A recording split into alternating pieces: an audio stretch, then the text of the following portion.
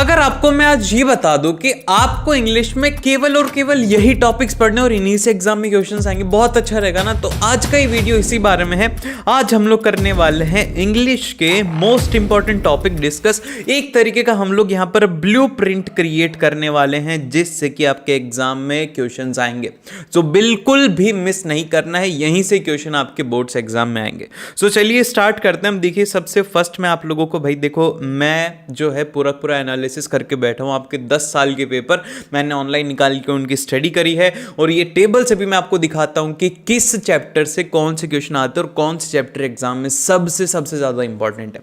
अब देखो सबसे फर्स्ट अगर मैं बात करता हूं, रीडिंग कॉम्प्रीहेंशन सालों से 20 मार्क्स का रहा है, इसमें कुछ भी चेंज नहीं है। फिर उसके बाद में आप लोग अगर देखेंगे आप लोगों के फॉर्मल लेटर और एनालिटिकल पैराग्राफ, ये 5 मार्क्स का, इनमें कोई भी चेंज नहीं है। जो सबसे ज्यादा चेंज है वो है आप लोगों के यहाँ पर टाइप्स ऑफ क्वेश्चन की। कुछ ऐसे चैप्टर हैं जिनसे कि कंफर्म होता है कि कैसे क्वेश्चन आएंगे, उनसे शॉर्ट आंसर आएंगे, लॉन्ग आंसर आएंगे, या फिर ये पैराग्राफ बेस्ड क्वेश्चन आएंगे, पोएम के फ्रेजेस आएंगे, जो भी आएगा वो सब आपको इसमें पता होता है। जैसे कि मैं आपको बताता हूं कि ये जो लेटर टू गॉड है, ये एक ऐसा चैप्टर है जिससे कि आपको हर साल शॉर्ट आंसर टाइप में 2 से 2 क्वेश्चन देखने को मिलते हैं। एक 1 मार्क में मिलता है और एक 2 मार्क के अंदर देखने को मिलता है, फिर 3 मार्क्स में एक आता है। वहीं पर ही इसी तरीके से हमारा जो नेक्स्ट चैप्टर आता है टू स्टोरीज अबाउट फ्लाइंग। इसमें क्या होता है कि पैराग्राफ आएगा तो शॉर्ट आंसर नहीं आएंगे, अगर पैराग्राफ नहीं आता है तो शॉर्ट आंसर टाइप क्वेश्चन आएंगे। ये कंफर्म है, ये चैप्टर हमेशा से हाई वेटेज वाला रहा है, तो ये सबसे इंपॉर्टेंट है। तो भाई देखो, ये तो मैंने आप लोगों को बताया कि ये सब हैं इंपॉर्टेंट क्वेश्चन, मतलब कि इंपॉर्टेंट चैप्टर।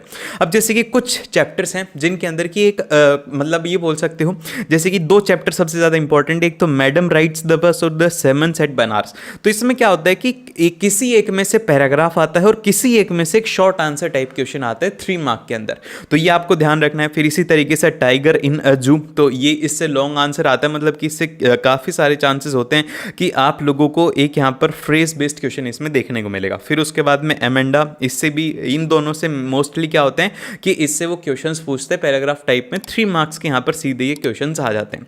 फिर इसके बाद में जो नेक्स्ट आता है वो आता है the tale of custard dragon. इससे पोइम फ्रेजेस के आने के चांसेस कम होते हैं, लेकिन इसमें क्या होता है कि जो पोइम के कैरेक्टर हैं वो वाले बेस्ड क्वेश्चन इसमें ज्यादा आते हैं। इसमें शॉर्ट आंसर हमेशा कंफर्म रहता है कि 3 मार्क्स में आएगा ही आएगा।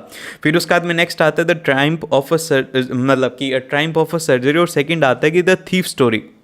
इन दोनों में कैसे क्वेश्चन आते हैं, इन दोनों में जो क्वेश्चंस होते हैं वो पैराग्राफ बेस्ड, मतलब कि यहाँ पर ये है पैराग्राफ से मेरा मतलब ये है कि यहाँ पर स्टेटमेंट बेस्ड क्वेश्चन आपसे पूछे जाते हैं कि आपको बोला जाएगा कि इस स्टेटमेंट को सिंप्लीफाई करो या फिर इस स्टेटमेंट को एक्सप्लेन करो। ऐसे टाइप के क्वेश्चंस इन दोनों चैप्टर से पूछे जाते हैं। वहीं पर द नेकलेस से लॉन्ग आंसर आता है, और भोली एक इंपॉर्टेंट चैप्टर है जिससे कि लॉन्ग आंसर आते हैं। इन दोनों का वेटेज 6 से 3 मार्क्स का रहता है। अगर इसका 6 मार्क्स हो जाता है तो इसका कम हो जाता है भोली का, और अगर इसका 3 मार्क्स कर देते हैं तो इसका 6 मार्क्स कर देते हैं। अब ये तो हो गया हमारे पिछले 5-6 सालों का एनालिसिस, और अगर आपको इसकी पीडीएफ चाहिए तो आपको नीचे मेरे टेलीग्राम का चैनल का लिंक मिल जाएगा, वहां से आप इसे देख सकते हो। और उसी के साथ में अगर आप कमेंट कर दे तो पीडीएफ, तो मैं आपको डायरेक्टली इसका लिंक नीचे भेज दूंगा, ठीक है, वहां से आप इसको पीडीएफ को देख सकते हो।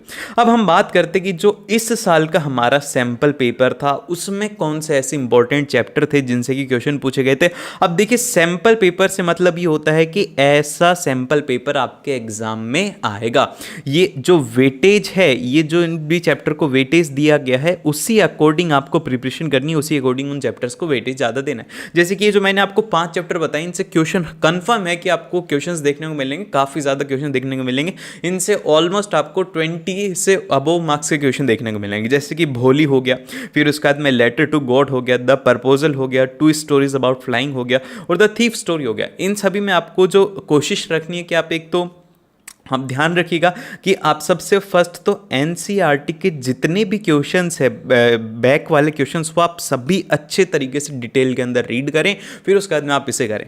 और फिर इसके बाद में जो नेक्स्ट हमारी इंपॉर्टेंट पॉइंट्स हैं, 3 पॉइंट सबसे ज़्यादा इंपॉर्टेंट है। सबसे पहला है टाइगर इन अ जू, फिर उसके बाद में the tale of custard dragon. ये काफ़ी ज़्यादा इंपॉर्टेंट है क्योंकि इसमें जो क्वेश्चंस आते हैं, जैसे कि इससे अगर कोई भी फ्रेज आता है तो इसमें क्या होता है कि कैरेक्टरिस्टिक्स के ऊपर बेस्ड क्वेश्चन ज़्यादा पूछे जाते हैं कि ड्रैगन कैसा था, उसके ऊपर स्पाइक्स कैसे थे, कौन सा कलर था, कौन से एनिमल थे, उनका क्या नाम था, ऐसे क्वेश्चन इससे आते हैं। फिर उसके बाद में लास्ट और जो इंपॉर्टेंट पॉइंट है वो है हमारी the dust of snow.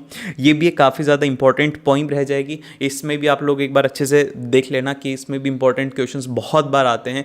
Dust of snow एक सबसे ज़्यादा इंपॉर्टेंट है कि उसमें पोइट का मूड कैसा है, पोइट किस मूड में है, मूड बेस्ड इसमें क्वेश्चन ज़्यादा पूछे जाते हैं। तो ये 3 पॉइंट सबसे ज़्यादा इंपॉर्टेंट हैं। फिर उसके बाद में मैं आप लोगों को एक बार बता देता हूँ कि इस साल के जो क्वेश्चन हैं कैसे पूछे जा सकते हैं। तो भाई देखो, पोइम के अंदर आप लोगों से टाइटल बेस्ड और थीम बेस्ड क्वेश्चंस पूछे गए थे, और उसी के साथ में फ्रेजेस के अंदर स्टेटमेंट बेस्ड क्वेश्चन थोड़े पूछे गए। और सेकंड है सिलेक्टेड रिस्पॉन्स टाइप है, मतलब ये है कि जैसे कि पहले क्वेश्चंस आते थे वैसे थोड़ा चेंज कर दिया गया है, लेकिन आप लोगों को यहां पर ध्यान रखना होगा, यहां पर कैसे है स्टेटमेंट बेस्ड है कि आपकी एनसीईआरटी की हर एक लाइन यहां पर इंपॉर्टेंट हो जाती है।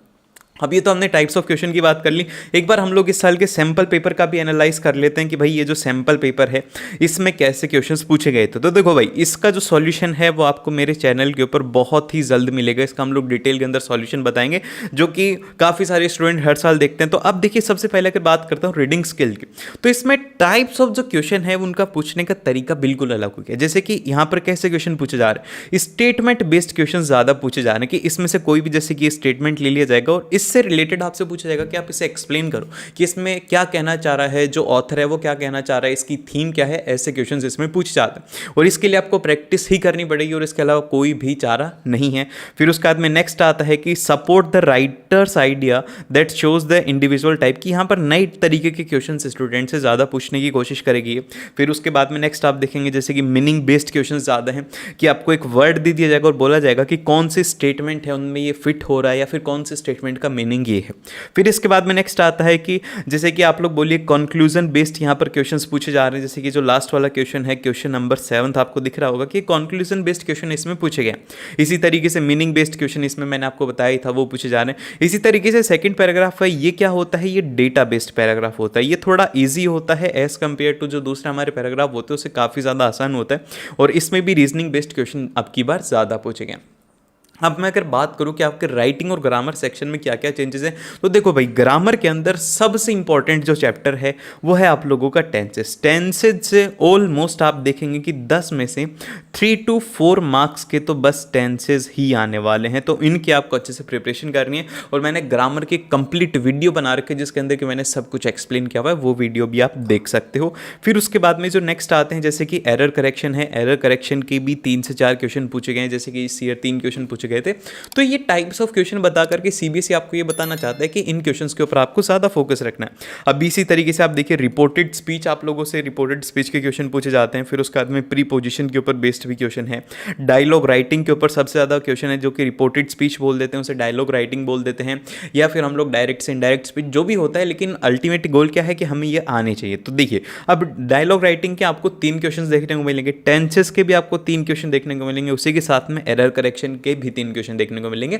इससे ज़्यादा कुछ भी नहीं है, 3 से 4 टॉपिक हैं जो कि सबसे ज़्यादा इंपॉर्टेंट आपको एग्जाम में देखने को मिलेंगे। और फिर इसके बाद में जो नेक्स्ट है, जैसे कि ये आपको पूरा जो भी मैंने समझाया ये सब आपको डिस्क्रिप्शन में इसकी PDF मिल जाएगी। नेक्स्ट अगर हम लोग बात करते हैं हमारा ये जो राइटिंग सेक्शन है, अब देखिए राइटिंग सेक्शन के अंदर ज़्यादा कुछ भी मेजर चेंजेस नहीं है, वही आपको चॉइस मिलती है। एक फॉर्मल लेटर रहेगा, सेकेंड इनफॉर्मल लेटर रहेगा, आपको कोई सा भी इसमें से एक अटेम्प्ट करना होता है। फिर इसके बाद में जो नेक्स्ट आता है, अब की बार एनालिटिकल पैराग्राफ है, इसमें भी आपको 2 चॉइसेस दिए गए हैं, और ये ही 5 मार्क्स का ये है, 5 मार्क्स का ये है। बस इसमें जो एग्जामिनर आपको एग्जाम से पहले 5-6 एनालिटिकल पैराग्राफ इन सभी की प्रैक्टिस करनी है, जिसके लिए कि आप मेरे चैनल को सब्सक्राइब कर सकते हो ताकि आपको मैं प्रैक्टिस के लिए वन ऑफ द बेस्ट चीज़ें प्रोवाइड करवा सकूं। सो वो आप कर सकते हैं, और उसी के साथ में हम लोग इस वीडियो को एंड करते हैं। और अगर आपको SST के भी इंपॉर्टेंट सैम्पल पेपर या फिर इंपॉर्टेंट चीज़ें देखनी है तो आपको ये वीडियो दिख रही होगी, उसके ऊपर क्लिक करके इंपॉर्टेंट टॉपिक देख सकते हो। और मिलते हैं आप लोगों से नेक्स्ट वीडियो में। All the very best.